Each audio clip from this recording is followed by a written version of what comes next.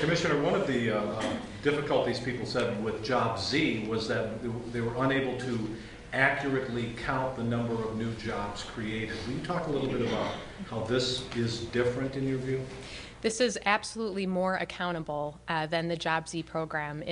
First, this information, any companies receiving rebates through this program, that information is available to the public, where Job Z, that information was not readily available.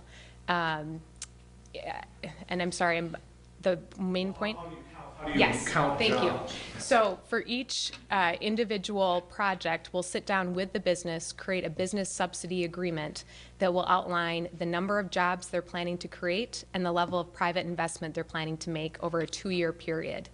Once those jobs are created, minimum 10 full-time jobs, minimum $500,000 investment, we will work with them over a period of up to 5 years in the Twin Cities region and up to 7 years in Greater Minnesota, and they will receive rebates over that period as long as those jobs are retained.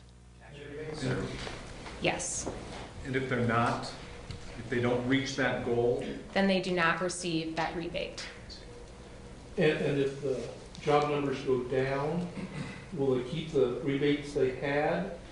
It will be adjusted for the number of jobs that are retained. So they'll keep what they got, say, the year before, but if it goes down, then it'll be adjusted? Correct. But below 10, they get nothing? Below 10, nothing. Okay. Minimum of 10 jobs. Governor, Commissioner, do you know how much this administration has spent so far or prepared to spend to subsidize private job growth? Well, I can speak to, numbers, yeah. It would be a matter of totaling up what we had when we arrived, and then the first 2 years there was some added, the mid fund, and then, so we can readily get those numbers. I can tell you of the Minnesota Investment Fund appropriation for this year, we've spent $5.2 million thus far and have seen a return of $200 million in private investment. But wouldn't you have to include the Vikings or the Mayo or some of those other things also as state subsidies to help with job growth? That we would need to follow up with you on that question. Yeah. Yep. Under this program, what would be the cost to the state per job created, given us So it's based on the wages of those jobs. So minimum 10 jobs. At a minimum, a job must pay $26,000 per year. For jobs paying $26,000 to $35,000, there's a rebate of $1,000 per job. 35 to 45 is $2,000 per job, and above 45,000 is a $3,000 rebate per job. So it also is working to try to drive wages up in the state. And of course, this is a negotiation tool for the Department of Employment and Economic Development. So we will be looking for the most attractive projects that are making significant investments, large-scale numbers in job creation, and also significant wages for employees. Is that salary and benefits, or just salary? Salary and benefits. No, I'm sorry, just salary. Thank you. Governor, the commissioner. By the way, it's about $13 an hour, which relative to some of the discussions about minimum wage, I think your point's very good, Commissioner. That it will have the effect of making wages more competitive, better wages in other, especially in Greater Minnesota. Sorry.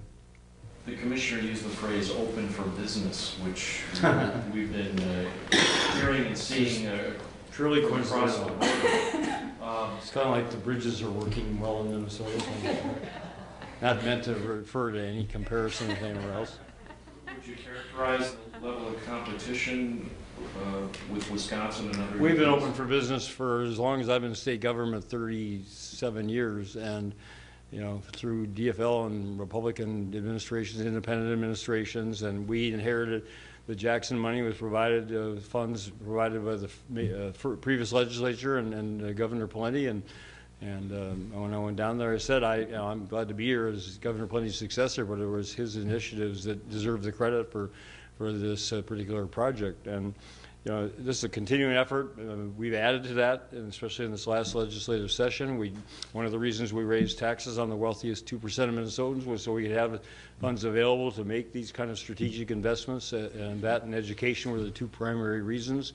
And as the Commissioner said, we're starting to see the benefits. And you know, in economic development projects, you talk about Mayo or talk about the stadium, you know, you're not going to realize the full number of jobs and economic investment for, you know, 5 to 10 years. So it's going to be something that'll be growing as this unfolds. And we are still, and probably have numbers we can compare with what other states offer. We're still a fraction of what some of the other most aggressive states offer. But we're open for business. We've been open for business. It's not a slogan. It's a bipartisan, lifelong commitment, and it's produced excellent results for Minnesota, as the most recent figures show. Better results than many other states. I won't name names, but we've been very successful because we have, as part of this overall package, what we offer businesses and entrepreneurs and workers, we're second to none. Governor, one of the types of businesses that would be eligible for this program is warehousing. Do you think the benefits would offset the scheduled tax increase, sales tax increase that's scheduled to go into effect in April? Well, we already have the surplus projected to be able to do that. We have $1.1 billion surplus projected in the last forecast for the rest of this biennium, which could go directly to that $825 million net after we pay off the rest of the school debt. So barring something unforeseen, the February forecast that drastically affects that, we will have those resources available, and that's a result of having 122,700 more Minnesotans working than 3 years ago, and paying taxes on those incomes, and probably other people are employed to better incomes than they were before. So economic growth like that makes a variety of options possible, including reduction business taxes and reduction of middle income family tax reductions, which I'll also spell out, but it includes eliminating the marriage penalty and reinstating, as the federal government does, the state tax credit for child care, and some of the other things that will be spelled out in the next couple of weeks. Can this new program be added to other state programs? So do you have any type of way to explain how much money some businesses could get from the state? So yes, it could be added to other programs. One common program that it may be paired with is the Minnesota Investment Fund. So the Minnesota Investment Fund is a loan program for upfront capital. The Minnesota Job Creation Fund is a rebate program where a company will receive that rebate after those jobs have been created and retained and after that private investment has been made. So it's a nice complement to other programs. And the Minnesota Investment Fund has a cap of $1 million per company. Minnesota Job Creation Fund also has a $1 million cap. There's one exception in the case that a company is investing, creating over 200 jobs and investing over $25 million, so a very significant deal. The cap would go up to $2 million. I might note for the record that what's now called the Minnesota Investment Fund was originated 30 years ago by a brilliant, visionary commissioner of economic development who's now faded into obscurity and has survived for 30 years through all sorts of legislatures and governors' ups and downs because, again, it's proven its effectiveness to bring jobs all over the state. Can you fit all that under a tombstone? I've also said my tombstone would be the only Minnesotan on Richard Nixon's enemies list, but I may have to make a bigger tombstone as time goes on. Is that anything else on this? Thank Thank you. you very much. Thank you. You want the commissioner? Thank you. Thank you. All right. Anything else? No? Okay. Lieutenant Governor Prettner-Solon says she's made her decision about the second ticket. Do you know that decision? I think I have a pretty good idea, but I'm meeting with her next Monday afternoon, and I'm not going to have anything to say about that subject until after that meeting. Governor, are you looking for someone to be on the anything more to ticket? say on that subject until after the meeting with the Lieutenant Governor next Monday afternoon. What kind of person should a person in your position want for the? I'm not going to have anything more to say about that subject until after the meeting next Monday What time afternoon. meeting? Monday? Meeting for lunch? 3:30 is what I'm saying.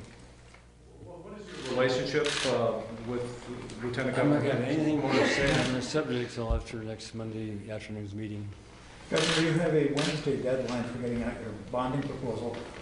What are your plans? Are you trying to announce it on Wednesday? We'll meet that deadline next Wednesday. We'll have planning a news conference to announce those projects. We have, over $3 billion of applications, and I'd say 90% of them are really good projects, and they're from seriously to urgently needed around the state. And my bonding bill will be coming in just slightly under $1 billion. It will require, based on the revenue forecast projection of a $775 million bonding bill, will require about $3 to $4 million of additional appropriation to cover that level, my proposed level of bonding capacity for this biennium, and that would be included in my supplemental budget proposal after the next forecast. So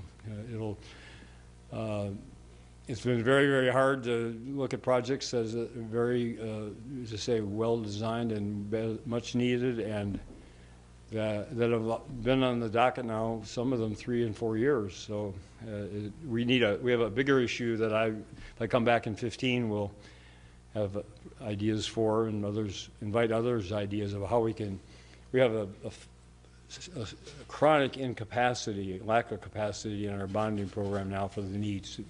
University of Minnesota and MnSCU each proposed about $250 million of bonding requests, about half for maintenance and upkeep and the other half for new buildings, new projects. And we can't say that and mean that we're going to have the best higher education institutions anywhere in the world with the most advanced state-of-the-art programs and equipment, technology, and the like if we don't provide the wherewithal to obtain that and then maintain it. So, but for this legislative session, we have what we have, and we'll figure out, along with the Senate and the House, Republicans and Democrats, how best to expend that and at what level. Just that slightly under $1 billion mark, does that include more capital renovation money, or would that my proposal would include the rest of what would be owed and necessary for the entire capital renovation. The city of St. Paul is coming in with a late request for housing, homeless housing, for the Dorothy Day Center. It missed the deadlines. Does it still have a chance to be funded? I'm not going to preview what I'll come out with next Wednesday. Projects for which there are a lot of both loose ends and unresolved community disagreements or differing views about what's desirable and what's not. It's tough to want to proceed with those projects until those differences are resolved. I certainly understand. I visited Dorothy Day. I've served Thanksgiving lunches there. I'm very admiring of the programs that they provide, and I'm well aware of the lack of capacity that they're facing. And again, from what I've had one meeting with the mayor and Mr. Marks and others about 6 weeks ago, and they lay out very eloquently the need for this, and I'm also aware from what I've read and seen subsequently that there are still different views about where it should be located and the like, and the sequencing of one building to another and who's going to move where. And as I say, with so many projects that are all ready to go literally tomorrow with bonding, it's hard to say no to those for projects that are still not ready to proceed. And I'd also point out that my recommendation, January 15th, is the beginning of the process. The legislature comes in 6 weeks later and then stays for a couple days, hopefully, or longer. So we're talking about 4 months until the end. This is the beginning, and there'll be ongoing discussions. And obviously, as Chair Hausman, St. Paul legislator, the St. Paul needs will get serious consideration. Also on Wednesday, the Senate Rules Committee is going to review the plans for the legislative office building across the street. What's your latest thinking on that? And have you had a chance, as you mentioned earlier, to meet with Senator Bach and share your concern, or have Commissioner Cronk come up with some other ideas? Well, I met with Senator Bach. When was New Year's Day now? 2 weeks ago. We had an informal breakfast and just talked about a variety of subjects, including that building. And one of the things that's occurred is you've got a $63 million building project, office building project with an underground garage as part of that, and then you have a separate $27 million garage for that and a variety of other parking needs in and around the capital area, and they're being lumped together as a $90 million project when they're really two separate projects. So that's one thing we looked at, is whether we can sequence those and make the number more true to what it actually is intended to be. And then we've asked, actually Speaker Thiessen requested that the Department of Administration come up with some options to reduce the amount of the project, and I'm told those were ready yesterday, and I've not seen them or had a chance to review them. So, but those will be available to Speaker Thiessen, to Senator Bach, and to anyone and everyone else who has an interest to look at what some scenarios would be that would reduce the cost of the project. Does that mean that you are in favor of this project if it's a lower cost project? I've said at the outset I'm in favor of the project. I think we need to provide housing for the Senate and improved housing for the House, taking what's a very satisfactory building and just updating it, modernizing it. And that if we're redesigning the Capitol here for the next 100 years and the uses of it to pack legislators and legislative staffs and others sort of on top of what the public uses of this building should be, in my mind is penny wise and pound imprudent. So I favor it, but I also favor spending as the minimum amount necessary to provide a good functional building, but not one that exceeds that. And I'm concerned with what I know so far about the proposed building, and yet I haven't had a chance to look at the alternatives, but I'll certainly look with an eye toward reducing the overall expenditure. Governor, is there any reason why good functional can't be something people will remember for 100 years, something artistic, something architecturally significant? Why a good functional cannot be? Good functional sounds to me like cinder block and maybe some of the other buildings in the Capitol complex that are government buildings. They're talking about something much grander than this. Well, I think modesty is appropriate when you're spending taxpayers' money, and also is sort of proper to Minnesotans' view of government. Now, I'm not an expert. Some have pointed out that the cost of glass exteriors is the same as stone exteriors, and so one might look more opulent, but in fact not be any more expensive, and then you've got heating and cooling requirements and the like. So, but I think the old, my view is that it should be ones that Minnesotans think is appropriate for the priority that we put in government to service and functionality, and not to appearance. Governor, when did you become aware that the state had significantly altered its contract with? Let's just finish signing more on this subject. We'll go to make sure. Anything else? Are you going to get involved with legislators more before the rules committees vote on this? I don't have a vote. I don't have a role the way it's structured now. The Senate Rules Committee and the House Rules Committee. I've talked with Speaker Thiessen, I've talked with Senator Bach. I think the three of us are planning to meet sometime in the next, say, 2 weeks, and that'll be after the Senate Rules Committee meets. But I think it'll be before the House Committee, and I've expressed my views and the like. I haven't considered what my other options might be, but the way it's structured now, I don't have any formal role, but I certainly have I can have a chance to say what I want to say. But you do plan to meet with them before the House Rules Committee votes? The way I understand the timing of the House meeting as it's intended at this point in time, it would be before that, yes. But I can't assure that's not going to change. Do you have concerns about the way this was passed? It was $90 million in state money that had very little airing during the session and was passed very late in the session. Well, the project was under discussion from at least the beginning of the session, if not before. I can't remember the exact sequence of when the numbers were defined, the 63 million and the 27 million, and when those were available.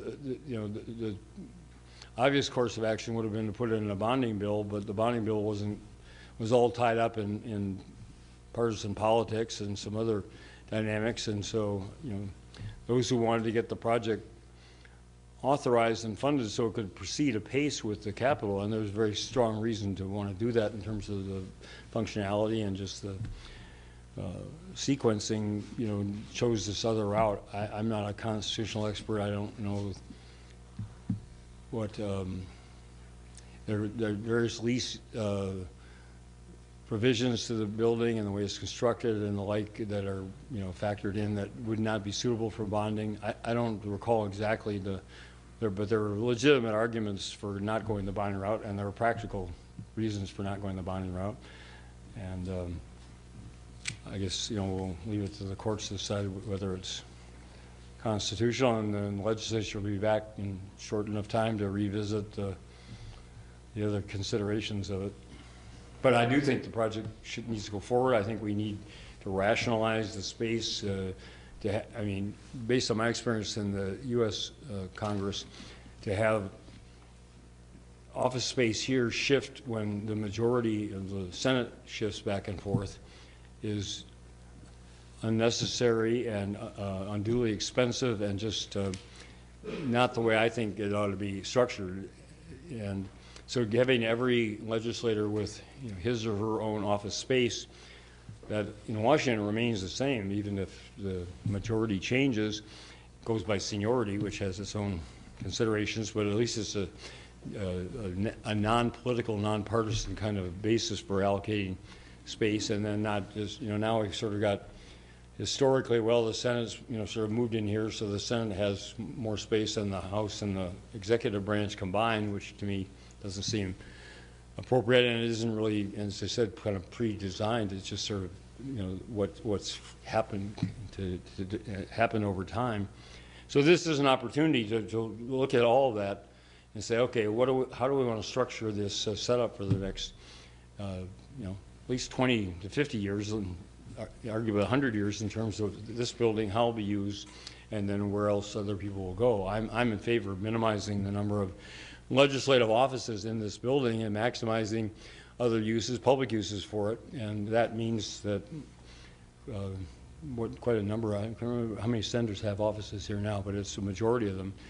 And, you know, that's something's going to have to change if that's going to be realized. Otherwise, they're going to all be packed in here in a less available space, and that's not desirable, my viewpoint. And the fact that we're doing this for a long term is a, you know, strong reason to try to do it right from the beginning. And unfortunately, you know, being an election year, it gets bogged down in a lot of partisan gimmickry. Anything else on that subject or on the legislature, or we'll go to Minister? You had a question? Yeah, I was just curious, when did you become aware that the state had significantly altered its contract with the lead vendor and essentially taken over building Minnesota?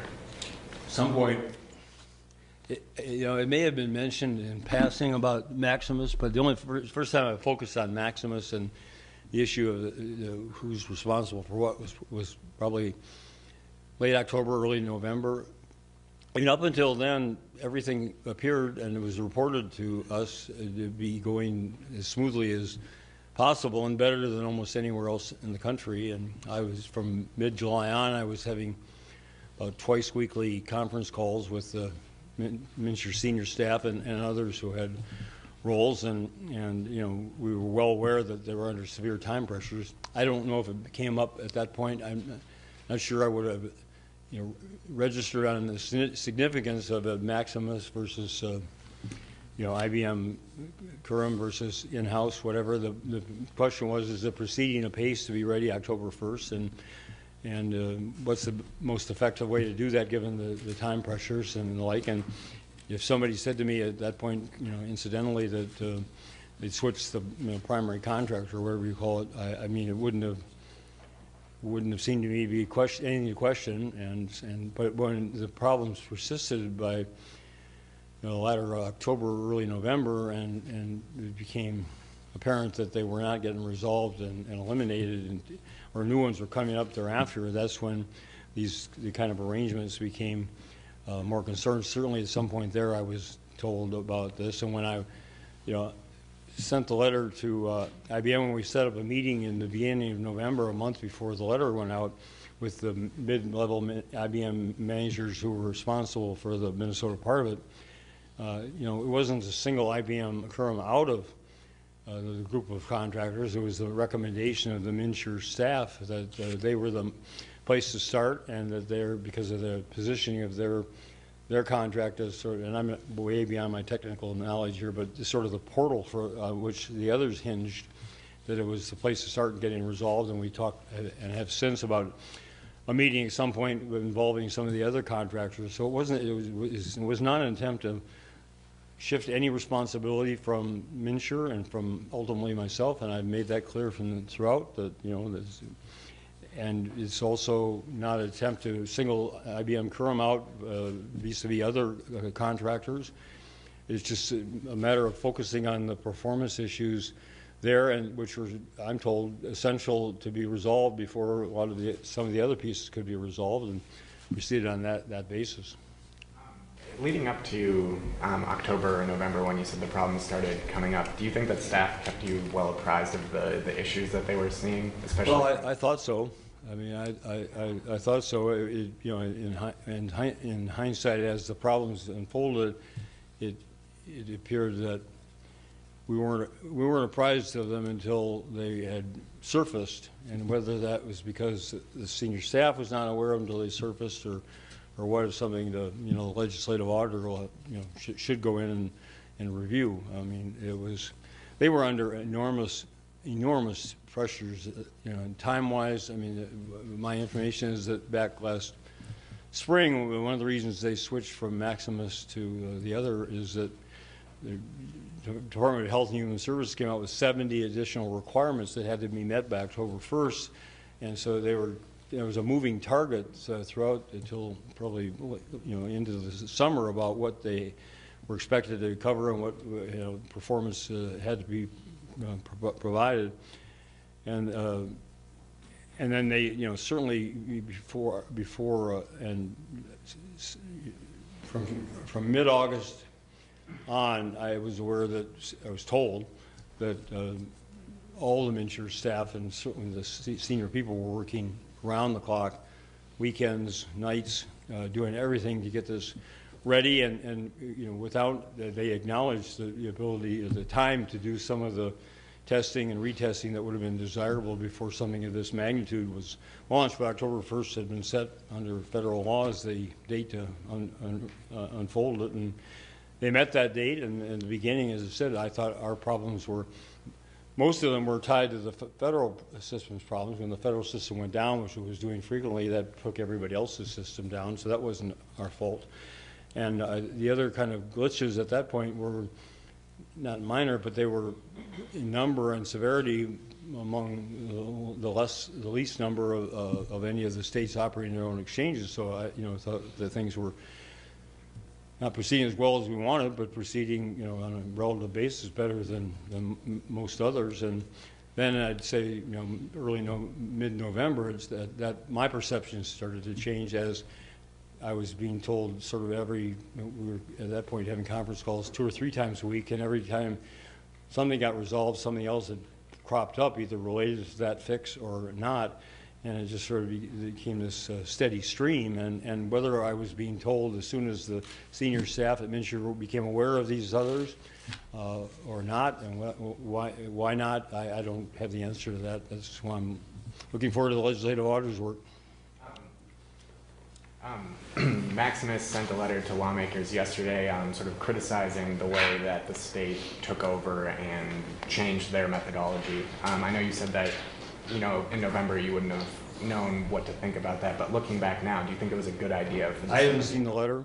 I haven't had a chance to, you know, inquire, and I think, you know, Mr. Buettner there were comments made about his testimony yesterday. I mean, he's being honest. I mean, the board, you know, wasn't authorized until the legislation was signed. Then we went to go through the open appointments process. We did it as quickly as possible, and then we needed to interview, you know, I can't remember the number, we'd get another 45 or so different applicants for the 7 positions, and we interviewed probably close to half of those. So we got the board on board as soon as possible, but the board wasn't even beginning to be involved officially until late summer, and so they didn't have a firsthand knowledge of what transpired then. And you know, I had at that point confidence and every reason to be confident in the management of MNsure, and if MNsure staff thought they could handle these functions and the time pressures that they're under better doing it in-house than contracting with somebody else, I mean, I would have had no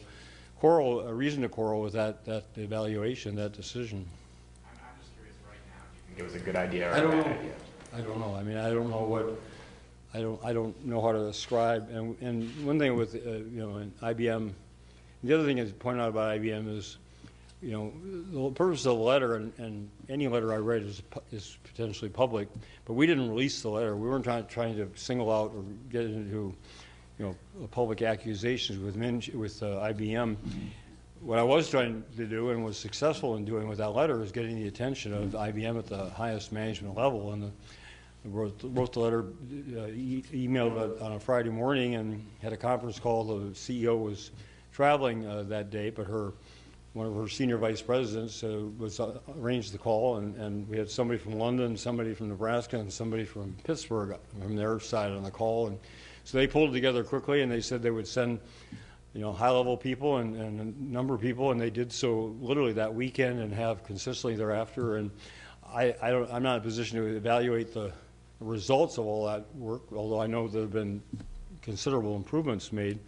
But there was a dramatic change as the basis of that letter, and their responsiveness, the amount of effort. And they said at the beginning, and I agree, we're not going to point fingers and, you know, assess who was to blame for what or who else was to blame or whatever. We're going to work together to get this thing fixed and working the way it should, 100% accuracy and effectiveness as soon as possible. And that's been the whole focus of our communications and our meetings and the efforts that have gone on. And again, I don't know, I can't evaluate the outcome of those efforts, but in terms of the efforts that have been made by IBM and by MNsure and DHS staff, I mean, I was down there on New Year's Day thanking people who were working. There were over 100 people there on duty to take calls and handle some of the other issues still going on. And so, you know, it hasn't been for lack of effort. I don't think it's been for lack of good intent.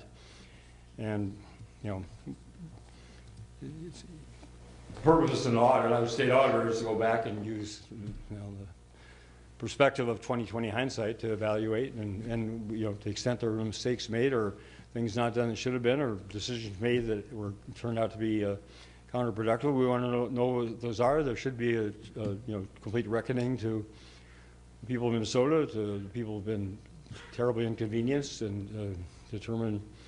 But the best I can determine at this point in time, it was not for lack of intent or effort or professional, you know, desire to make this as successful as possible from the very beginning. And obviously we've fallen far short of that mark. But Governor, a Minnesota company I'm sure dear to your heart has announced an expanded pool of people they think their identity information has been breached. Target.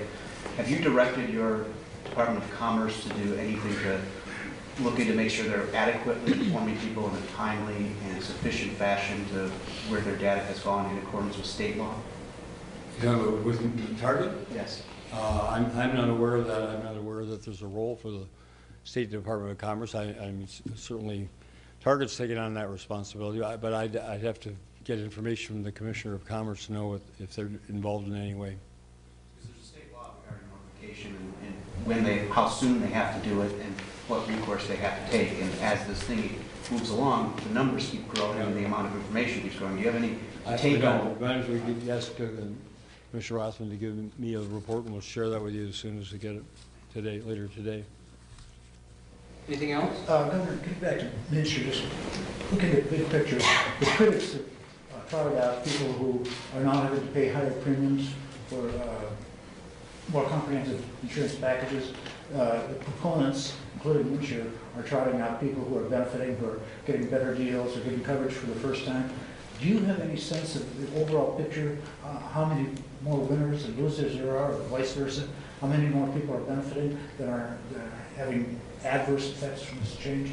Well, I think the preponderance, I would say, is those who are benefiting, because the numbers of, was it 72,000 now, people who have chosen to go through MNsure and enroll, and no one's, forcing them to do so. They're doing so because they're getting a better deal than they were getting before, and in some cases because the previous policies are not any longer available because they didn't meet the minimum requirements of the Affordable Care Act, which I think are entirely positive, eliminating pre-existing conditions. And I mean, the number of people who are getting enrolled now who are being denied coverage by insurers before the Affordable Care Act took effect, and young people up to the age of 26 covered by under their parents, and the elimination of the lifetime cap on medical expenses. I mean, there are a number of those that mean that the policies that can be offered now by law are better, more comprehensive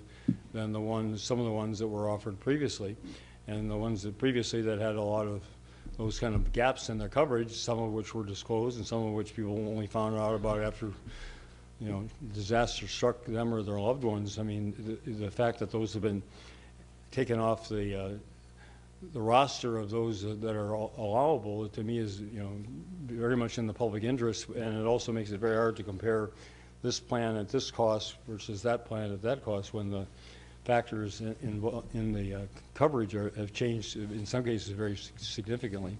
So I would say even many of those who are now paying more, and they're celebrated instances of anecdotally, but overall the people who are paying more are among the beneficiaries of these improved levels of coverage that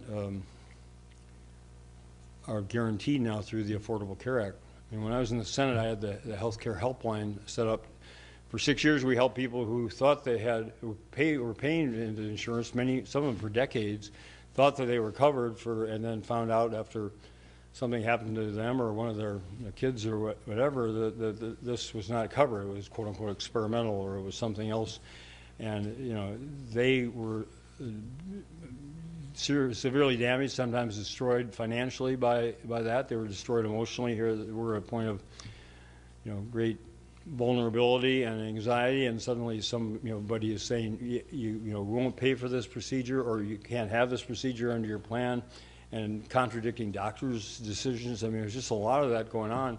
And that's why the Affordable Care Act came into being, is to deal with those kind of problems. If our system had been working as well as some of the critics like to kind of pretend, you wouldn't have had the impetus for the Affordable Care Act and for those kind of minimum requirements. But the fact was, over half the people in the United States who file for personal bankruptcy do so because of unexpected and exorbitant medical costs. And so this severity of the impact on people in the state and nation has sort of been lost now in this feeding frenzy over what's wrong with MNsure, what's wrong with the Health Federal Exchange. And the fact is, this is a monumental shift in who we cover, what we pay for health care, to deal with the problems that existed previously. It's not about making something up out of a whole cloth for the sake of just doing so. It's because the other system was increasingly failing increasing numbers of Minnesotans and other Americans. And is it going to take some time to do an enormous shift to the way this whole thing is operated and paid for? Yes. Is it going to be done in 3 months? Obviously not. But, and was that a realistic expectation for the federal government administration to set from the beginning? In hindsight, I would say probably not. But we're going to get there. And when you evaluate this program in a year from now, 3 years from now, I mean, and certainly we want all of the improvements to happen sooner than that, then that's when I think you can judge the outcome fairly. And I'd just say, too, I've been on in the minority in the Senate for 4.5 years, and there were decisions made by the Bush administration, and the majority in the Senate and House enacted them, and I disagreed with. And I can't say there weren't times if I looked at something, like the war in Iraq, which I voted against, and something's going on adverse, that I didn't say, well, see, you know, I think it reaffirms I think I was right in my decision to say the invasion was a bad idea. But I didn't go out publicly and cheer the fact that something had gone wrong in Iraq, and I would have thought it un-American, highly unethical to do so. So when somebody tweets last week, yippee, Minshir's gone down again, I mean, that to me is beyond the pale of any kind of responsible public action. And somebody say, you know, yeah, we said, you know, from early on that we thought this was not a good idea, or to find out what's gone wrong and what should be improved, absolutely appropriate. But for people to be on the sidelines just throwing stones and doing everything they can to discredit, and then turning around and saying, well, one of the reasons Minshir is having problems is because it's not getting the enrollment. Well, Minshir's responsible first and foremost, so I want to be clear for that, bringing that problem on itself.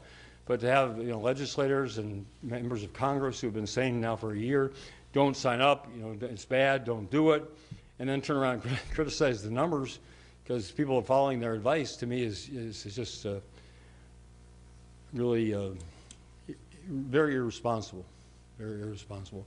And there are people out there now so clearly, you know, hearing yesterday showed others who are going to cheer for the next year at every failure of Minshir, do everything they possibly can to assure its continued failure and use it for their own political advantage next November. And meanwhile, every time they're successful, other Minnesotans are not insured or their coverage is compromised. And so every time they get another political point on their side, it's off the backs of real Minnesotans who depend on this program working for their sake and for their lives. Anything else? Okay, thank you.